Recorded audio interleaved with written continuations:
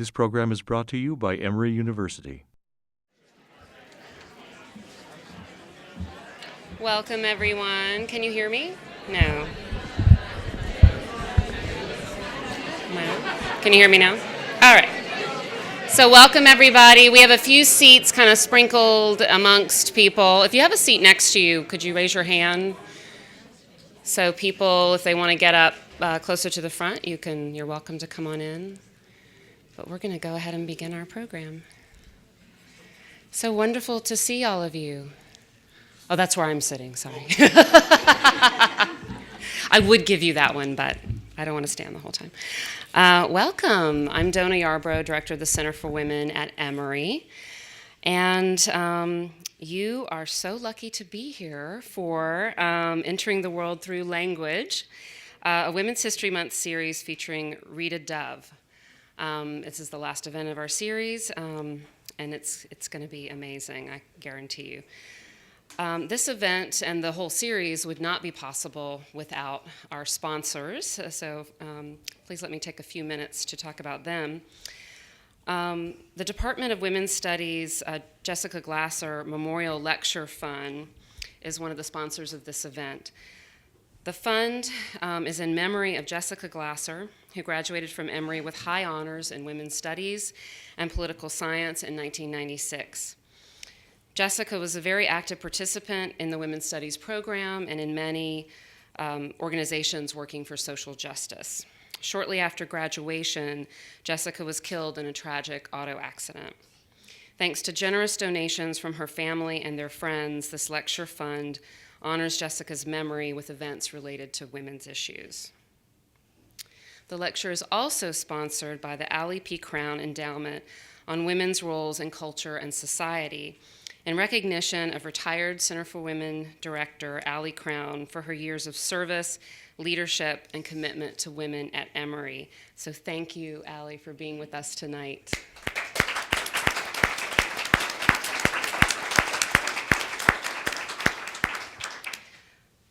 Additional sponsors include the James Weldon Johnson Institute, Creativity, Art, and Innovation, the Departments of English, Music, African American Studies, Theater Studies, and German Studies, Theater Emory, the Graduate Institute of Liberal Arts, the Emory Chamber Music Society of Atlanta, Marble, our rare books library, the Provost's Office Luminary Series, the Hightower Fund, Office of Community and Diversity, Employee Council, Office of Multicultural Programs, Hala Institute for Global Learning, Race and Difference Initiative, and the President's Commissions on Race and Ethnicity, Sexuality, Gender Diversity, and Queer Equality, and the Status of Women.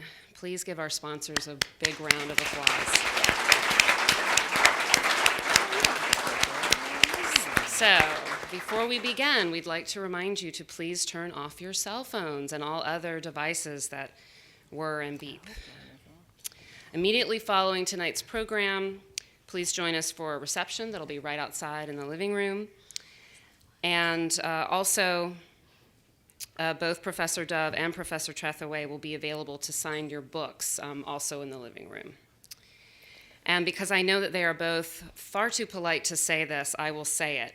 In order to get them to their tables so they can sign your books, we have to transport them over there. So if you could please hold your greetings and thanks and warm wishes. Please don't come up to them immediately after the performance so that we can get them over to the book signing, and then you are welcome to get in the line and make your comments and get your book signed there. And then books are also for sale in the foyer, back in the right, towards the right. Okay, now for the more fun part of introductions.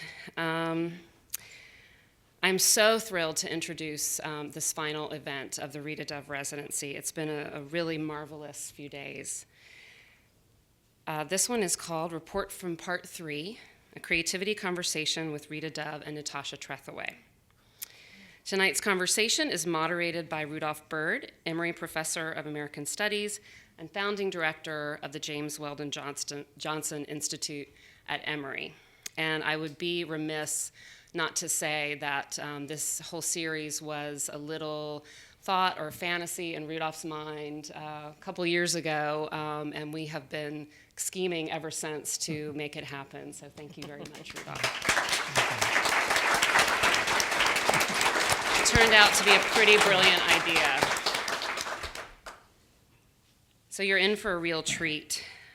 The web of connection between Rita Dove and Natasha Trethewey, I think you'll see, is truly amazing, and I think provides a wonderful example of how women can mentor and inspire one another.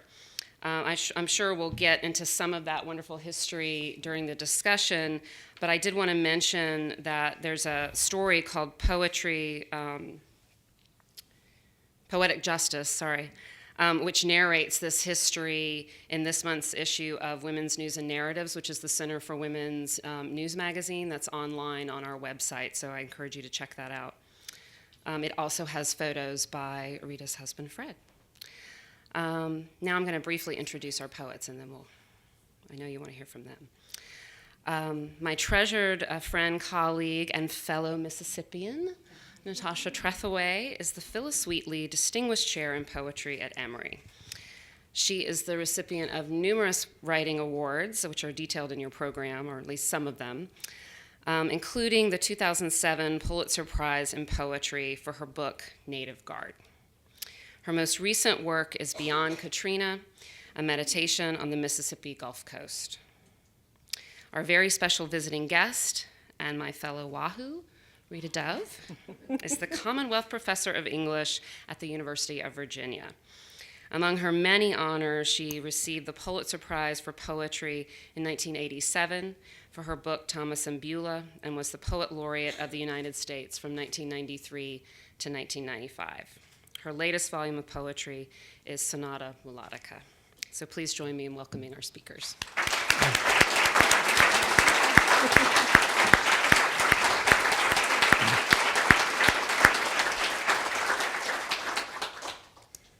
Well, thank you, and welcome to this dialogue, which we have called Report from Part 3. And Report from Part 3 is a reference to Report from Part 1 and Report from Part 2, the autobiographies of Gwendolyn Brooks, who was the first African-American to receive the Pulitzer Prize for Poetry for her volume Annie Allen, which she received the Pulitzer Prize for in 1950. And Report from Part 3 is a reference to the fact that there are only 3 African-American women poets who have received the Pulitzer Prize for Poetry. It's Gwendolyn Brooks, then Rita Dove for Thomas and Beulah in 1987, and then Natasha Trethewey for Native Guard in 2007. So in every way, this is an historic dialogue. When you see the two of them together, you know that this is what we have. This is the richness that we have. And this dialogue is an opportunity for both of them to map an important friendship, as well as their very important and significant contributions to the body of American literature and to world literature as well. And so as a way to begin, I'd like to begin at the beginning, and that is when they first met. If you could describe for us your first memory of one another as poets, when you first met. Was it on the occasion, Professor Dove, when you selected domestic work, Professor Trethewey's first volume of poems for the inaugural 1999 Cave Canon Prize? Did it begin there? It did begin there, in the sense that I was judging the first Cave Canon Prize, and the manuscripts were anonymous. There were no names on them. I was reading through these manuscripts, and you know, when you're judging a contest, at least I am, I'm looking for something to just knock me over, to push my comfort level in different places, and make me gasp, make me think, how did he or she do that? How did they get there? How did they get me there? And that's what happened when I read Natasha's manuscript. I had no idea who she was, and I didn't know until I'd given in the name. But it was absolutely clear for me, and I was hoping that would happen when I was reading for the manuscript, but you never know. And it was absolutely clear for me that this was the winning manuscript. I was so anxious to find out who this woman was. It was obvious it was a woman, but that's all I knew. And was delighted to meet her. Now, we were just talking about how we first met, because it took a while, and it was at the Virginia Festival of the Book, which takes place in Charlottesville, Virginia, where I live, where the University of Virginia is. And we were scheduled to read together. And since that time, we just figured that out. Since that time, I had seen a picture of her because they had pictures in the program for the Festival of the Book, but we had not met yet. Do you want to take it from there, or do you want me? Okay. You may be embarrassed to tell that lovely story about yourself, so I'll tell it. But before I do tell that part, I have to tell, of course, how I first encountered Rita even before meeting her. And of course, I encountered her poems long before I met Rita Dove. Thomas and Beulah was the first book that my father gave me when, in 1990, I was on my way to graduate school. He put it in my hand, and I did not put it down for years after that. I literally carried it in my bag with me everywhere I went. And it was like, see, I told you you're going to be embarrassed. It was like a Bible to me. And so that's why it's actually, if I get choked up, it's because I couldn't have imagined all those years ago that I'd actually be sitting right here having this conversation. I guess early in 1999, I was at an AWP convention, the one that was in Albany, and I met this woman named Crystal Williams, who's a poet. She was sitting in the bar, and I walked in there and sat down and started having a conversation with her. And I had not, had a book published or anything yet, and Crystal had a couple, and she told me about the Cave Canem Prize. She was the one who actually told me that they had started a prize, but the magical thing that she said was that Rita Dove was judging it. And all I could think was that perhaps if I could get my manuscript into her hands, maybe, just maybe. And so I sent it off to the competition. The day that we met was when, of course, I was invited to the Virginia Festival of the Book to give a reading with this poet who I had admired for so many years. And there was a Cave Canem reading, and I was late getting there, so I went into the back of the room, and Rita was sitting on the front row, and I could see her and recognized her. And so immediately following the reading, I ran down to say hello, and of course, like she always is, she was swarmed by a group of people, and I just sort of slipped into an empty spot there, and it was at that moment she looked at me, and her face just lit up. And she opened her arms. Oh God, we're gonna cry all day. I just fell into them. I fell into them, and I said, "Oh, thank you." And she said, "It was all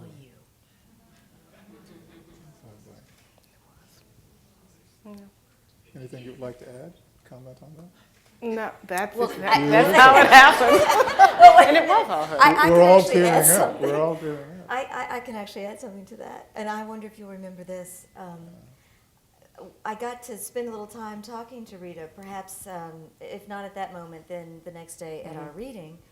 And one of the first things I wanted to ask her about was when she was reading my manuscript, if she recognized all those Rita Dove imitations in my first book. Because I tell all my I really believe in it. I'm not the only one. Mary Oliver talked about it when she was here, about how much we learn from imitation.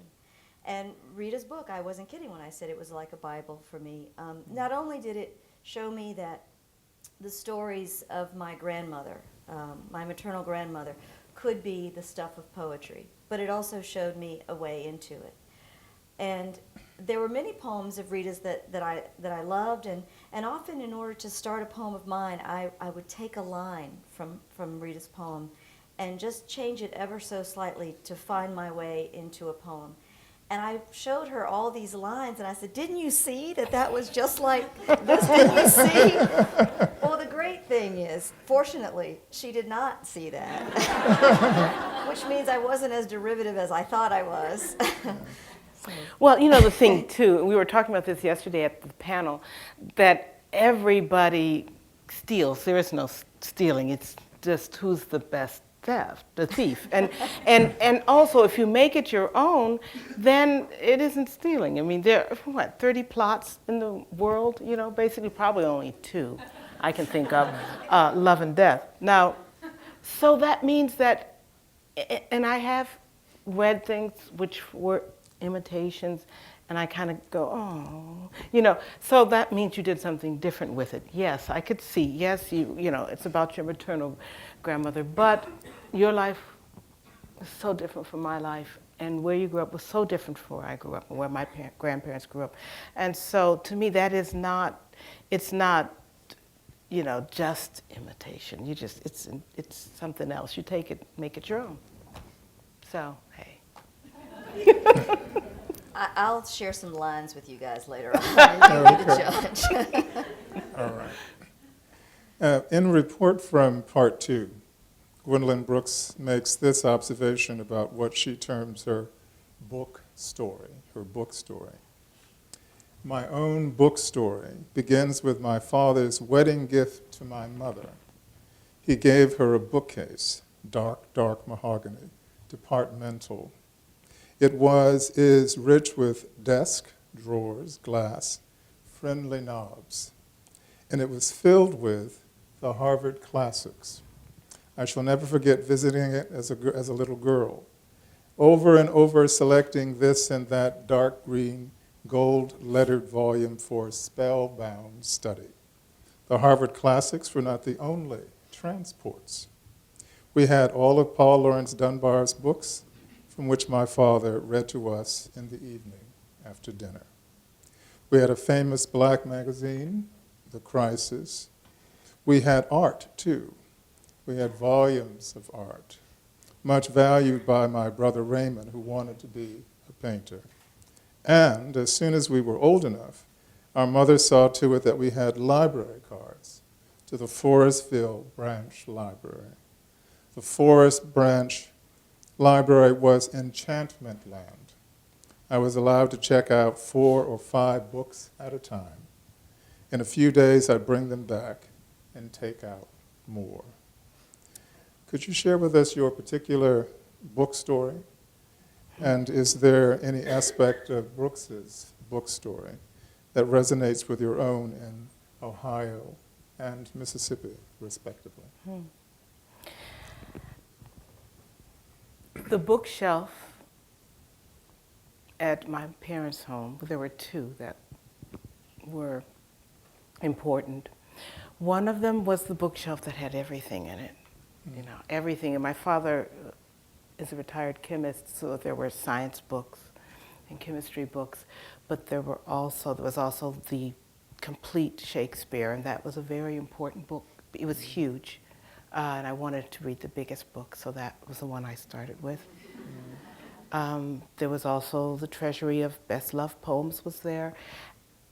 It was a very eclectic group of books.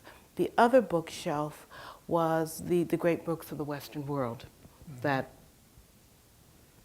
you know, I thought, well, if I read all of these, I'll know everything. Right. And I, of course, never made it through all of them, but I did start with the first literature book there, which was the Iliad. And I was 10. No one told me that it was hard. I'm glad they didn't tell me it was hard, because you just start reading, and like a child figures out adult speech very quickly if you just let them hang around. I figured it out, and the stuff that I didn't get, I just let drop by, but I got the story. So I got the music of it. That was really important. And that best loved, treasury of best loved poems was really important, because I could just, I got the music of it. then there was the library card, and it does resonate with me. I was given a library card, and we got to take out 6 books. Oh, wow. So, and, but what I did was, you know, I would just take them out. As soon as I finished them, I'd take out some more. So I discovered my passions and the things that resonated with me on my own. And that also meant a lot of poetry, because I loved the fact that poetry made language sing. So, but no one told me who was in or who was out and who was good and who was not. And that meant that I read Langston Hughes and Gwendolyn Brooks, and I also read, you know, I also read all of Shakespeare's sonnets and thought they were amazing, and Emily Dickinson, and it was all part of this amazing, beautiful thing we call the English language. So you're reading without judgment. Yes, reading without judgment, making my own judgments. Professor Trethewey. Well, there was also a bookshelf, but this one was at my grandmother's house, where I spent all the summers of my life. And on this shelf, there were lots of books that had been my mother's school books all throughout college. She was English and drama, so I remember the Chekhov. My father's books were also there, and I knew they were their books because they had their names in them. But of course, there were also things like the set of encyclopedias that they had bought the year that I was born. And so there were all these books that they had bought for me, thinking that this is where I would begin. And I have a memory of trying to teach myself Greek from with the Greek alphabet, and of course that didn't work for me. But It's a great effort. I really I enjoy doing it. Great effort. What I think about more than that, however, is spending the summers with my father in New Orleans. He was a graduate student at Tulane at the time, and writing a dissertation, but also writing his poems. And I would spend the whole day in the stacks at the Tulane Library. And what I loved about it was that not only did all the people who worked there call you honey and baby and point you to wherever you needed to go, but that I could roam the many floors and just pick out anything. And I would pick out books and lie down there right between the stacks and disappear for hours until I knew that my father was no longer in a class or teaching a class. I think in some ways the books also were about a relationship I think I was building with my father through language, through poetry. There are some early photographs of me pulling books off of his shelf and really destroying the shelves in so doing, because he didn't actually have real shelves. He made them with boards and a cinder block. And I would take them out, and he'd have to stack them and arrange them again and again. But it was also something that got his attention. Yes. And so me picking those books up was a way to have a conversation with my father as well. He was also a published poet. Right. Mm-hmm. Let's turn now to Thomas and Beulah and Native Guard. And Thomas and Beulah closes with the Oriental Ballerina. And Professor Dove, could you read the poem? And I'd like you to comment on why you chose to end the Beulah section of this 2-part meditation on marriage with this particular poem. And could you comment on the relationship of the Oriental Ballerina to the other poems in the volume? You see, he didn't tell us these questions beforehand. This poem, it's the last poem of the book. In this poem, Beulah is an old woman. She is lying on her deathbed. My grandmother, in the last years of her life, she had glaucoma, didn't believe in really medicine, and so she was gradually going blind. And she took to her bed, as people used to do. She took to her bed. And my mother would come to bring her food, to try to make her take the drops, and to talk with her. And I would go along and see her sometimes. This bedroom, which had been a room of wonder to me because it had all of these things in it, jewelry and the things of a woman, became a place of real sadness. So this is a poem where Beulah is lying in bed and she's looking at a jewelry box, which I used to love as a child. I used to look at it all the time. It was one of those ones when, you know, you open it up and there's a little ballerina twirling around, you know. The Oriental ballerina twirls on the tips of a carnation while the radio scratches out a morning hymn. Daylight has not ventured as far as the windows. The walls are still dark, shadowed with the ghosts of oversized gardenias. The ballerina pirouettes to the wheeze of the old rugged cross. She lifts her shoulders past the edge of the jewel box lid. Two pink slippers touch the ragged petals. No one should have feet that small. In China, they do everything upside down. This ballerina has not risen but drilled a tunnel straight to America, where the bedrooms of the poor are papered in vulgar flowers on a background the color of grease, of tea bags, of cracked imitation walnut veneer. On the other side of the world, they are shedding robes sprigged with roses, roses drifting with a hiss to the floor by the bed as here, the sun finally strikes the windows, suddenly opaque, non-committal as shields. In this room is a bed where the sun has gone walking, where a straw nods over the lip of its glass and a hand reaches for a tissue, crumpling it to a flower. The ballerina has been twirling all night. She flaunts her skirts like sails, whirling in a disk so bright, so rapidly, she is standing still. The sun walks the bed to the pillow and pauses for breath. In the Orient, breath floats like mist in the fields. Hesitating at a knotted handkerchief that has slid on its string and has lodged beneath the right ear, which discerns the most fragile music where there is none. The ballerina dances at the end of a tunnel of light. She spins on her impossible toes. The rest is shadow. The head on the pillow sees nothing else, though it feels the sun warming its cheeks. There is no china, no cross, just the papery kiss of a Kleenex above the stink of camphor, the walls exploding with shabby tutus. In the book, Beulah is always, she wants to travel. She's dreaming of travel. She wants to get away. And that was really what my grandmother talked about, other places. I think she hoped that we would get there someday.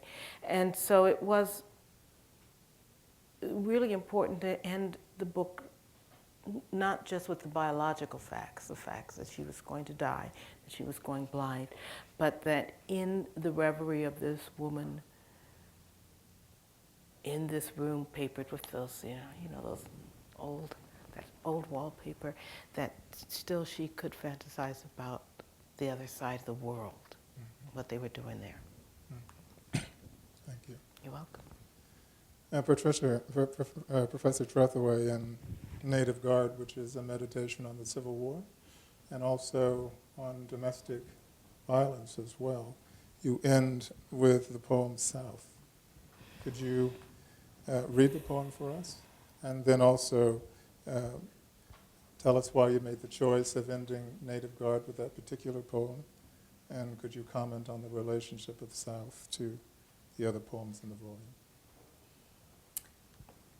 Well, I think that the whole of Native Guard is an elegy.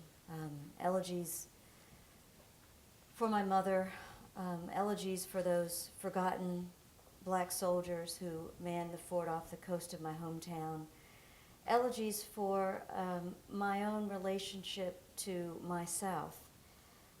The title of the poem is South, and I'm happy to get to tell this story again when my colleague, dear colleague Ron Schuhart is sitting here, because I must have told Ron at some point that during the time that he was working to help secure Seamus Heaney's papers for Marble, that I had been reading again Heaney's North, and in particular the title poem North.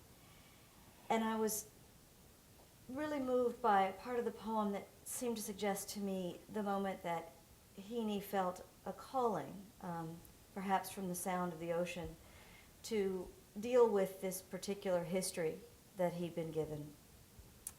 And when I told Ron that I was struggling to deal with my South, he gave me a Xerox of all of the manuscript draft pages that Heaney had written while working on North. So I had not only the finished poem, but I also had all of the markings and all of the various drafts that Heaney made. And I think this is one of the things that really helped me, so thank you, Ron, to make my way through the poem South, which is in many ways the answer to my calling to write about my particular South. And my South, of course, is a difficult South. It's a South that has created in me a sense of psychological exile. It's a place that I am both of, but a place that has rendered me illegitimate in the eyes of the state. When I was born in Mississippi in 1966, miscegenation was still illegal, as it was in about 20 states in the rest of the nation. So the poem begins with an epigraph from E.O. Wilson that reads, "Homo sapiens is the only species to suffer psychological exile." South. I return to a stand of pines, bone-thin phalanx flanking the roadside, tangle of understory, a dialectic of dark and light, and magnolias blossoming like afterthought, each flower a surrender, white flags draped among the branches. I returned to Land's End, the swath of coast clear-cut and buried in sand, mangrove, live oak, gulf weed raised and replaced by thin palms, palmettos, symbols of victory or defiance, over and over, marking this vanquished land. I return to a field of cotton, hallowed ground as slave legend goes, each bowl holding the ghosts of generations, those who measured their days by the heft of sacks and links of rows, whose sweat flecked the cotton plants still sewn into our clothes. I return to a country battlefield where colored troops fought and died, Port Hudson where their bodies swelled and blackened beneath the sun, unburied until Earth's green sheet pulled over them, unmarked by any headstones. Where the roads, buildings, and monuments are named to honor the Confederacy, where that old flag still hangs, I return to Mississippi, state that made a crime of me. Mulatto, half-breed, native in my native land, this place, they'll bury me. I think I surprised myself when I ended that poem, because it seemed to me that in the past, I wouldn't have said anything in that way. And I even remember sort of being taken aback that I finally said it, that this place made a crime of me. Thank you. Let's turn now to Sonata Melodica and Beyond Katrina. I'm curious about your choice of epigraphs for the volume. Epigraphs are a way into a work. And so, Professor Dove, would you read the epigraph for Sonata Melodica? It's right here. Oh, well, there are many epigraphs in Sonata Melodica. The first one. Yes, I'll read the first one. There are ones for every section. The first one for the prologues is from Alice Alice's Adventures in Wonderland. Begin at the beginning, the king said very gravely, and go on till you come to the end, then stop. Oh. Why did you select Why did that I select? wonderful monograph, Epigraph? Well, there are a lot of reasons. First of all, it's an unusual length for a poetry book. I could imagine someone would feel daunted by saying, poetry, oh my gosh, I can't read that much poetry.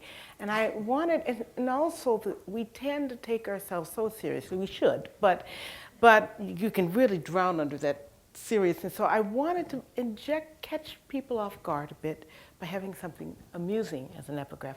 But also I wanted to, it's a certain kind of warning. It's like, well, if you think this is a story that has a beginning and an end, think again.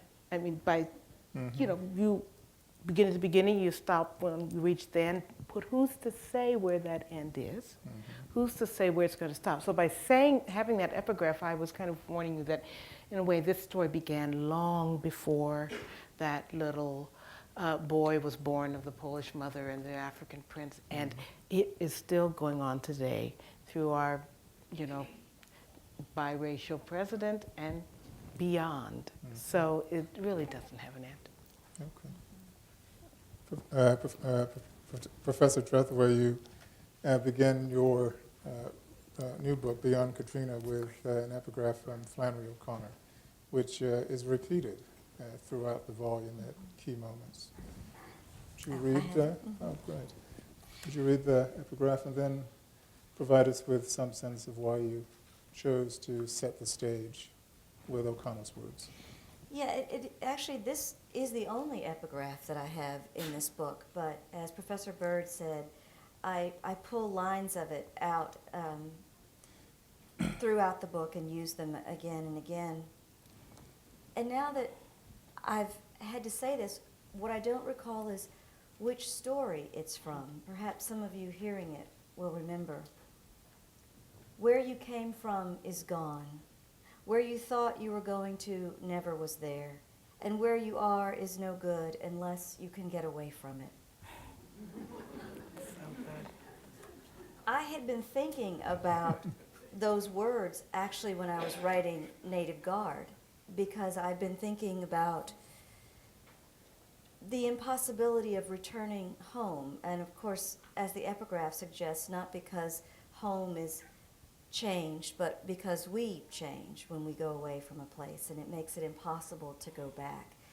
The idea of nostalgia, the love of a place or a time that never really existed. And so I think she really hits it, in that epigraph. And I was thinking about that, writing Native Guard, and there's a poem that's the first poem in Native Guard. It's also the first poem I used to begin Beyond Katrina, because the poem means something different in both volumes. In the first volume, it was simply this figurative thinking about that impossibility of returning home.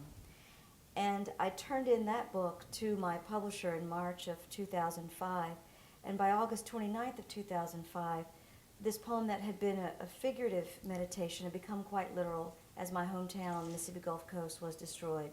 And it was actually forever changed. And so I use it here in this book because of what it means literally, but again also because this book is, again, one of my obsessions about historical memory and erasure and how things will be recalled in the rebuilding effort on the coast. It also suggests that impossibility, the impossibility that is rooted in my own nostalgia from my home. There's going to be an opportunity for a dialogue with all of you, and it's now just about time for that, and so I'd like you to begin thinking about the question or comment that you'd like to pose to Professor Dove and Professor Trethewey. And while you're thinking about that, I'll pose one more question to them as you We don't get prepare to rest. to pose your own questions and comments. And apropos of your observation, Professor Trethewey, regarding history and erasure, I'd like both of you to comment on the importance of history and memory and place as defining themes in your work. In treating these themes in your most recent books of poetry, what were some of the questions that were most important to you? And did the subject matter, the new subject matter, create new opportunities for you? Did it open up new vistas in your exploration of history, memory, and place? I have to go first. I thought you were doing that thing. Yeah. You know, well, history has always been the core, of how I'm working out of my work. It was there when I read the Iliad and when I read Shakespeare and all of these things, because I wasn't there. When I mean that little black girl was nowhere in the picture. And it began as a kind of just a sense of absence. I mean, it wasn't that I got outraged and I noticed it right away, but I began to get a little antsy. I mean, where was this chance for a woman or for some of my race to impact history? And when I began to write, I wrote science fiction, first of all, when I was 10 years old. But the protagonist was always a little black girl on the moon or wherever she was. So that means that, already there was that kind of sense of there's one history, history with the capital H, the printed history, and then there are all sorts of other histories. Yes. And I think I began to get haunted by the fact that there were histories we would never know. Yes. That when someone dies, there's another history that we never know. So it's been throughout the work. Obviously with Thomas and Beulah, what I was really concerned about was to show everyday life, ordinary black people, the history of a marriage, and give them a whole humanity, a full humanity, a humanity that was, of course, impacted by the race, but also impacted by their gender, and also impacted by the fact that one liked to fish and the other liked to sew. These are important. That makes up a whole human being. And if someone insists that you only be looked at through one lens, they're insisting on another part of you being invisible. Yes. This is something that's always been my concern. When this last book, Sonata Melodica, though, gave another twist to the notion of history, and that is that there's even written history that gets changed by whims. And we also tend to look at history through the lens of ourselves, of our contemporary times, and put the sepia lens over it, regardless. I was concerned in this one was not only recovering the story of Bridge Tower, but to remind people that those musicians running around, playing around in England and in Vienna were every bit as contemporary as we were, that they were every bit as conflicted and cool or not cool, or nerdy or not, but they were not to be assigned only to the history book with a capital H, but they were living, breathing people. In other words, bring back their humanity. That was one of my concerns. That made it slightly different. It was interesting. Well, like Rita, I feel like I began getting interested in history because of what I saw as those glaring absences and omissions. I also wanted to use history as a way to understand my place in the world. One of the things that I did early on with those encyclopedias that my family bought me to recognize the year of my birth was to try to read them and to understand how they said something about who I was or where I was. And there was a particular section on races of man. And so at this point, this was 1966, so it was as if this was all the thinking that there was on races of man. And there were three, you know, Mongoloid, Caucasoid, and Negroid. And in this description in the book, one of the things they talked about was the physicality of race, the bodies. And there was a description of how, I never remember which it was, but that if you were black, you were longer from your hip to your knee, or no, if you're white. I know you're all going to go home and check this out. No, I think it's... Because I did. But if you measured, but blackness meant you were longer from there to there. And so I actually did sneak into my grandmother's workroom and get out her tape measure to measure myself. Because I thought that somehow using that knowledge that was combined there would help to tell me something about who I was. Because I was fated to Mississippi. I was born to this crazy, violent history of a place that is also beautiful and is a place that made me. So Heraclitus's axiom, geography is fate, made sense to me. That I was not simply adrift in the world, but that I was a product of a place and its history. And that's the thing that I had to make sense of. And so for me, any question I ask myself is about any moment in history. There's always that question, always why. Why has this happened? Why am I part of it? What does it say about who I am? Writing the most recent book was different for me, of course, because it wasn't poetry, it was nonfiction, and so I had to deal with questions of history in a slightly different way than I had before. And because I was dealing with the history being made, it seemed, right at that moment, being made and unmade at the same time, because I had just seen the landscape of my coast sort of wiped clean, and I was very concerned with the narratives that were going to be reinscribed onto it. People there were very concerned with it too. The worry that what story would be told would not be a story that represented them. People on the Mississippi Gulf Coast were rightfully worried that the story of New Orleans was taking over as the story about Katrina. And I was watching it happen. I was watching everything that I had worried about the farther distant past, those absences and erasures taking place right now. And so I felt like I was writing feverishly into a historical moment that was otherwise being erased before my very eyes. Yes. Now there's time for this dialogue to expand and to include all of you. So are there questions and comments from the audience? Yes, in the back.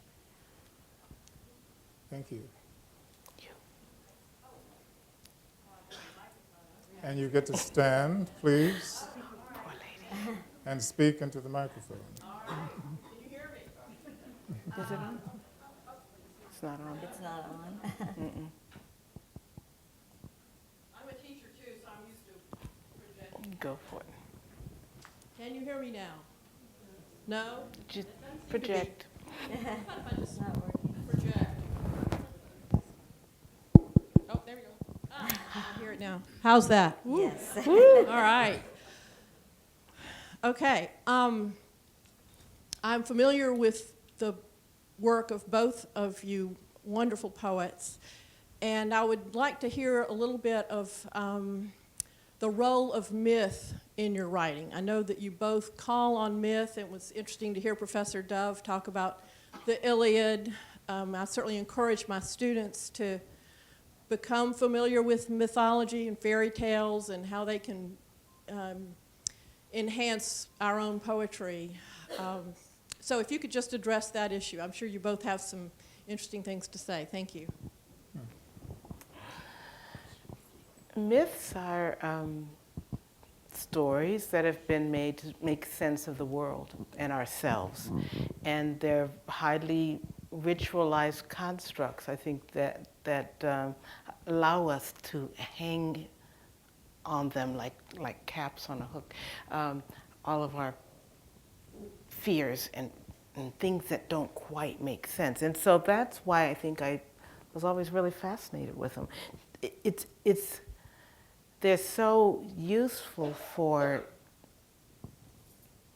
penetrating into the deeper psyche.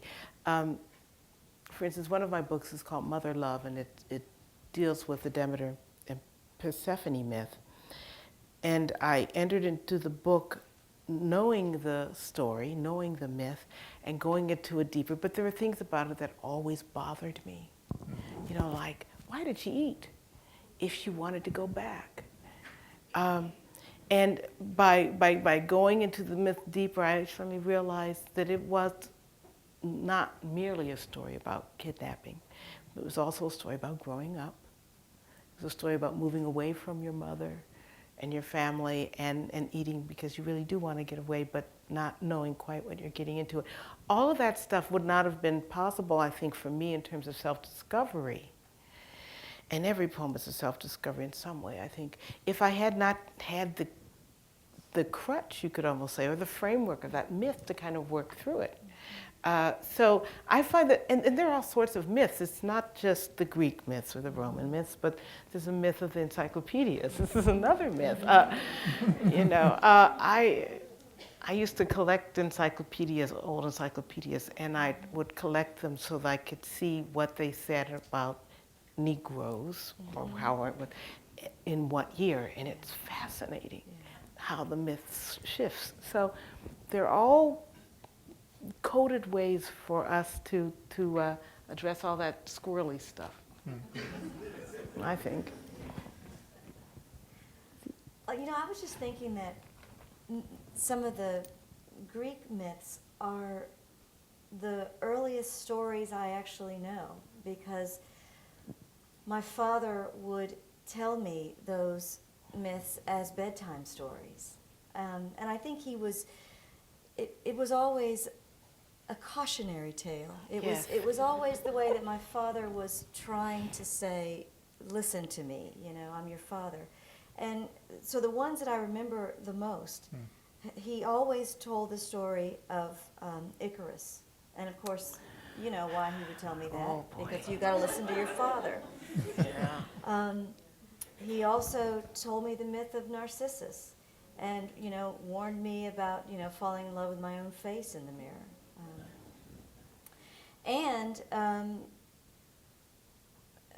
He told me, I think this must have been one of his favorite myths, and that is the moment that from the Odyssey of Odysseus being in the cave, blocked by the Cyclops.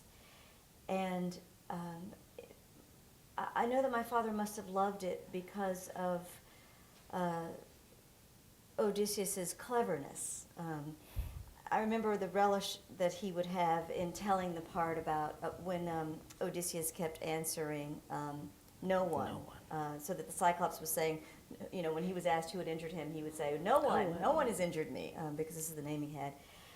But what I've taken from it now, and I've been thinking about it a lot lately, was that image of Odysseus in there having to sharpen that stake in order to blind this big giant that stands in the way of him, you know, not only attaining his freedom, but like whatever stands at the other end of that cave, that bright light into which he will emerge from this darkness of the cave. And that seems to be, to me, the way that my father was suggesting how I would think about, sharpening my own stake, my pencil perhaps, to write my way past that big old Cyclops that would keep me in darkness. Another question, comment, right there.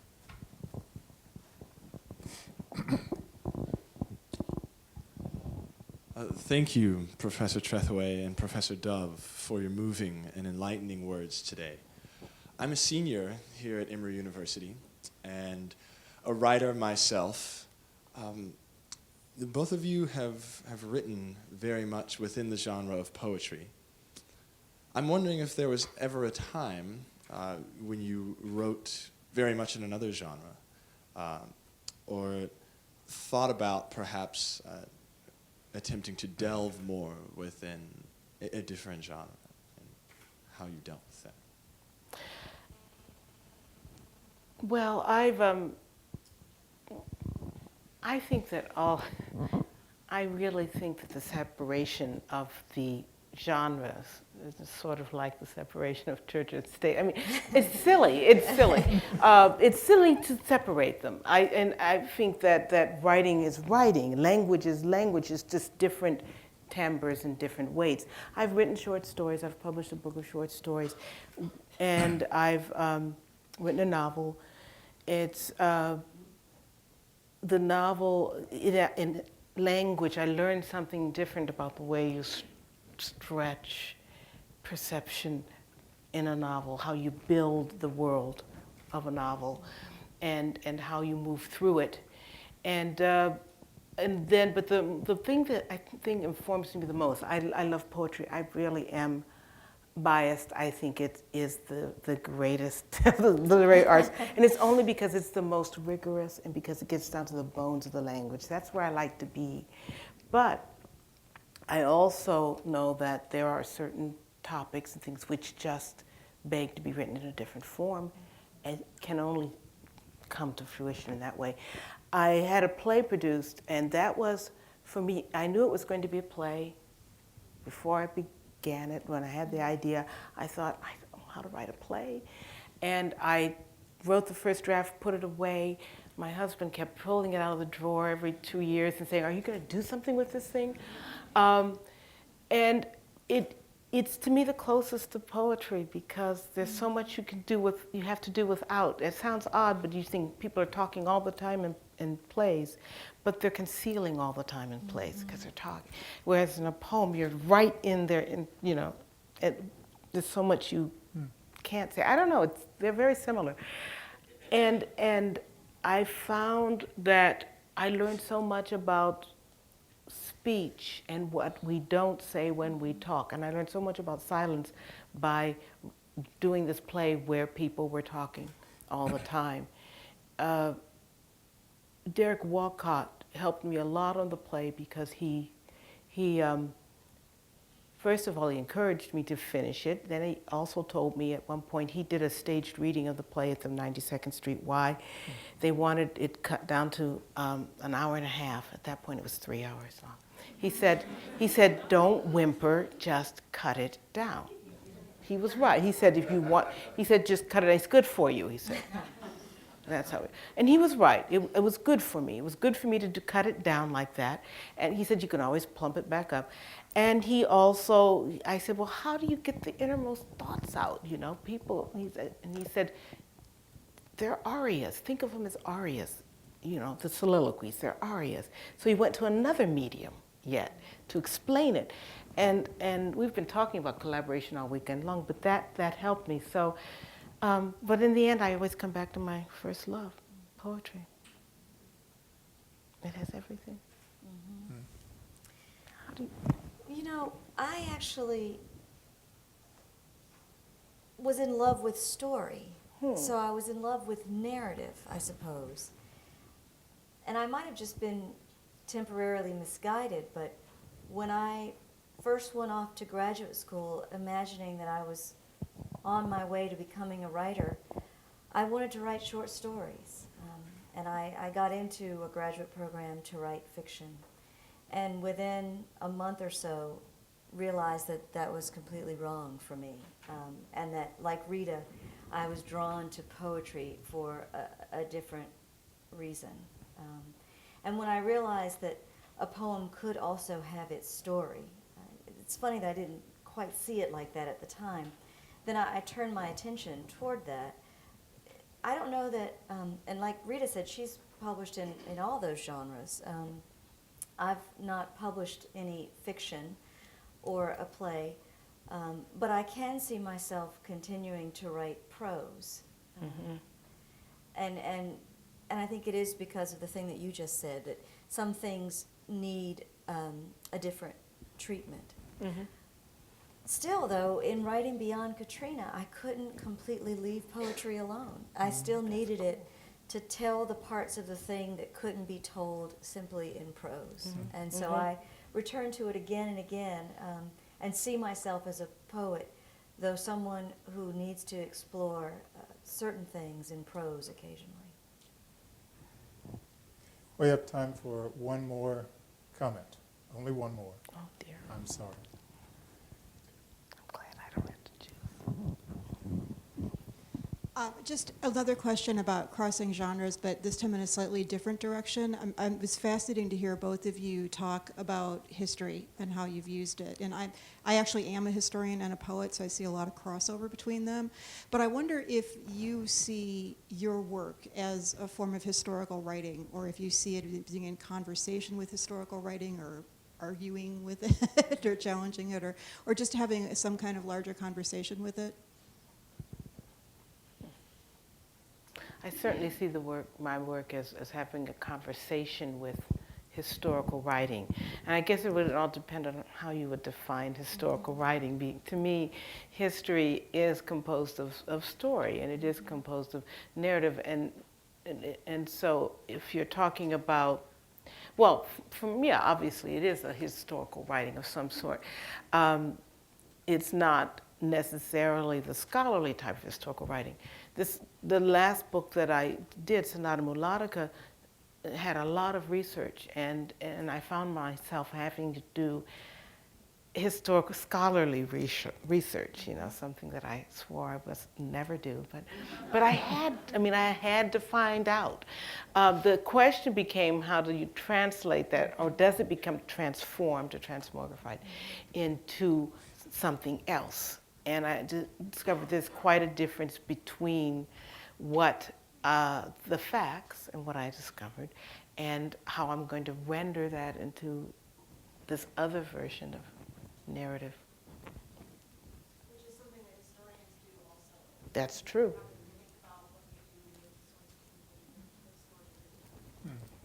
Yeah, you always make these choices, right? So what story are you going to tell? What are you going to leave out? Mm-hmm. And I found myself actually leaving things out. I, who swore I would never leave out anyone's story, left out Napoleon's.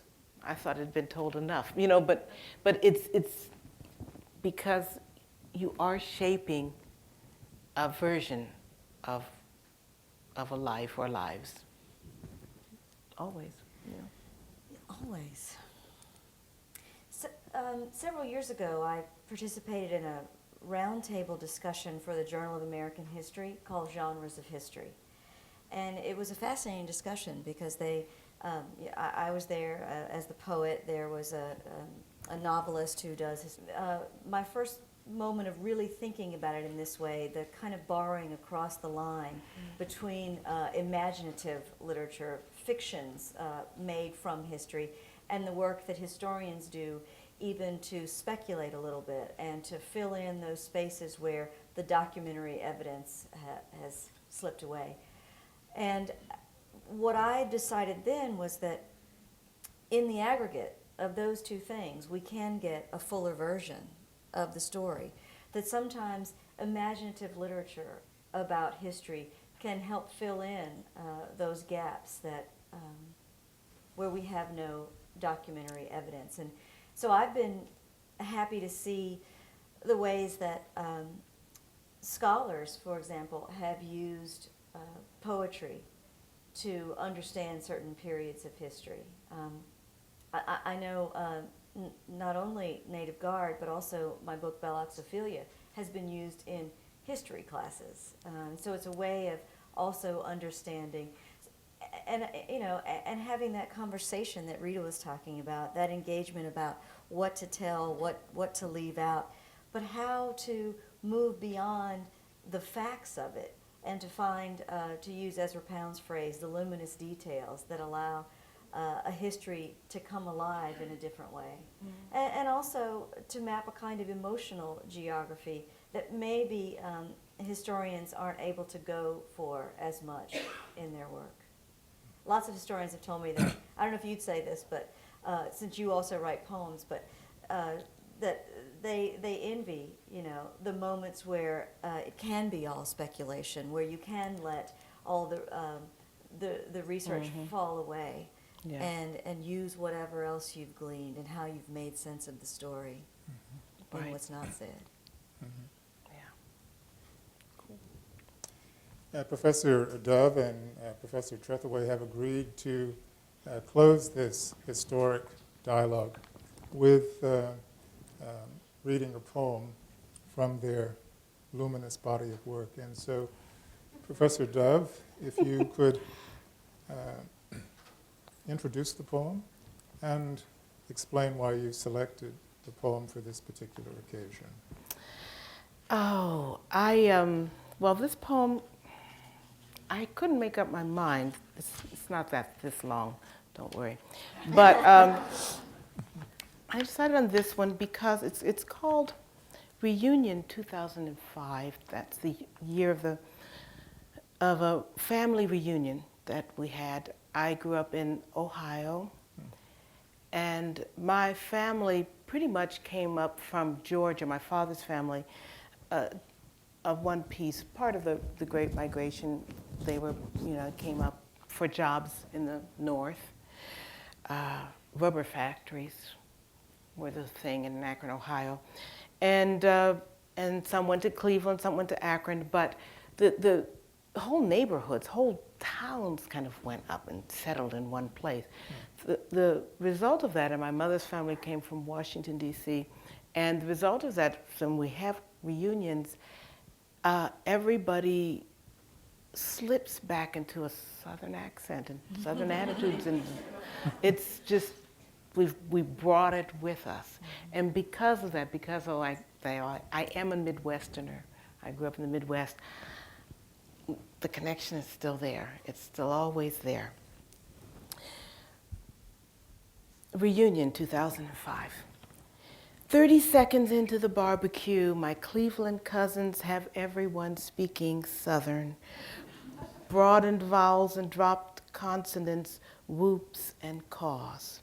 It's more osmosis than magic, a sliding thrall back to a time when working the tire factories meant entire neighborhoods coming up from Georgia or Tennessee, accents helplessly intact. While their children, inflections flattened to match the field they thought they were playing on, knew without asking when it was safe to roll out a drawl. Just as it's understood potluck means resurrecting the food we've abandoned along the way for the sake of sleeker thighs. I look over the yard to the porch with its battalion of aunts, the wavering ranks of uncles at the grill. Everywhere else, hordes of progeny are swirling, and my cousins are yakking on as if they were waist deep in quicksand, but like the books recommend, aren't moving until someone hauls them free. Who are all these children? Who had them, and with whom?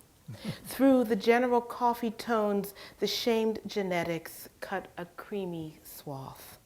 Cherokee's burnt umber transposed onto generous lips, a glance flaring gray above the crushed nose we label anonymous African. It's all here, the beautiful geometry of Mendel's peas and their grim logic. And though we remain clearly divided on the merits of okra, there's still time to demolish the cheese grits and tear into slow-cooked ribs so tender we agree they're worth the extra pound or two our menfolk swear will always bring them home. Pity the poor soul who lives a life without butter. Those pinched knees and tennis shoulders and hatchety smiles.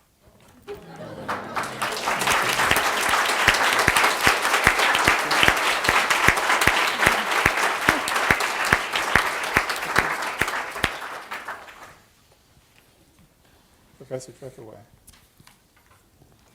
I too could not decide what to read, but I think because we were just having this conversation about writing about history and what I learned in writing this book of prose that couldn't be done still without a few poems. Scenes that I did not think could be matched by prose. And so I'm going to read the very last page of my most recent book, Beyond Katrina. It's a poem. The whole book is, as I said before, not only about historical memory and the rebuilding and recovery effort on the Mississippi Gulf Coast, but it's also about my family story, the way that my family story is entwined with the history of the Mississippi Gulf Coast, its development, and in particular, the story of my brother, who lost everything during Hurricane Katrina, and like the coast itself, is struggling in the wake of this devastation to rebuild his life. Benediction. I thought that when I saw my brother walking through the gates of the prison, he would look like a man entering his life. And he did. He carried a small bag, holding it away from his body as if he would not touch it, or that it weighed almost nothing. The clothes he wore seemed to belong to someone else, like hand-me-downs given a child who will one day grow into them. Behind him at the fence, the inmates were waving, someone saying, "All right now." And then my brother was walking toward us, a few awkward steps at first until he got it. How to hold up the two big pants with one hand and in the other carry everything else he had.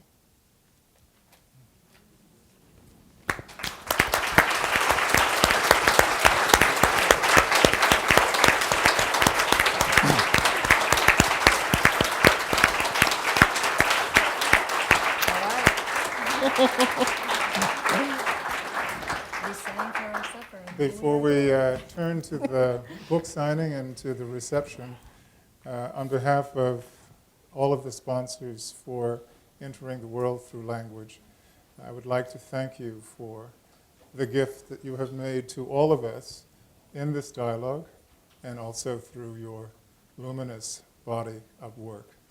Thank you so very much.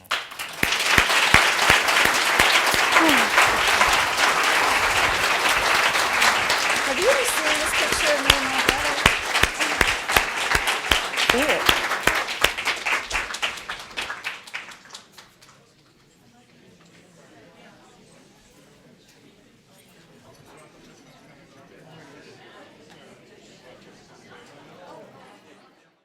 The preceding program is copyrighted by Emory University.